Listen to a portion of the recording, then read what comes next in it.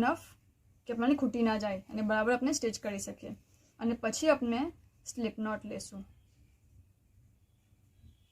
આપણે 4.5 mm કાંટો use કરી રહ્યા છે, કેમ કે જ્યારે આપણે ટુનિશિયન ક્રોશે કરીએ છીએ તો અગર આપણે ક્રોશેનો 3.5 mm કાંટો યુઝ કરીએ તો ટુનિશિયન ક્રોશેનો આપણે સેમ યાર્ન માટે +2 સાઇઝ કરીને 5.5 mm કાંટો યુઝ કરશું. બટ આપણે ક્રોશેના જ કાંટાથી ટુનિશિયન ક્રોશે કરી રહ્યા છે, તો આપણે એક સાઇઝ મોટો લઈ રહ્યા છે. બસ આપણે ઇનફ ધાગો છોડો છે.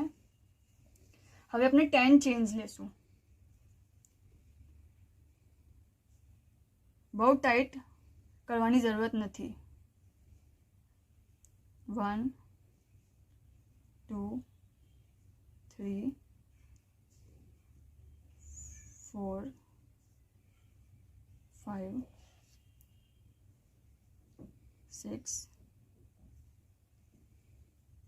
7 8 9 અને 10 ચેન લીધી આપણે એ. હવે આપણે શું કરશું, આને ટર્ન કરશું. ઓકે, टर्न करसूँ અને यहाँ જે આ વચમાં આવે છે, જો यहाँ से अपने कांटो पास करसूँ सेकंड चेन से અને આમ ફરીથી નેક્સ્ટ લેશું. ટુનિશિયન કાંટો જે હોય છે ટુનિશિયન ક્રોશેનો એ થોડો પોઇન્ટેડ હોય છે, તો આમાં આ ભાગ ઘણો ઇઝીલી થઈ જાય છે. બટ આપણે ક્રોશેના કાંટાથી કરી રહ્યા છે.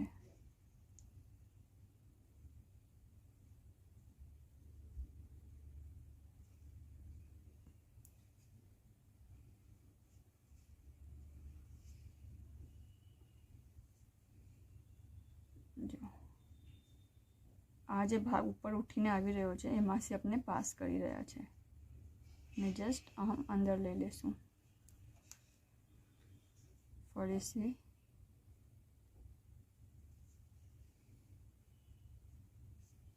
જેટલી ચેન્સ આપણે લીધી છે એટલા આપણા કાંટા પર લૂપ્સ આવશે.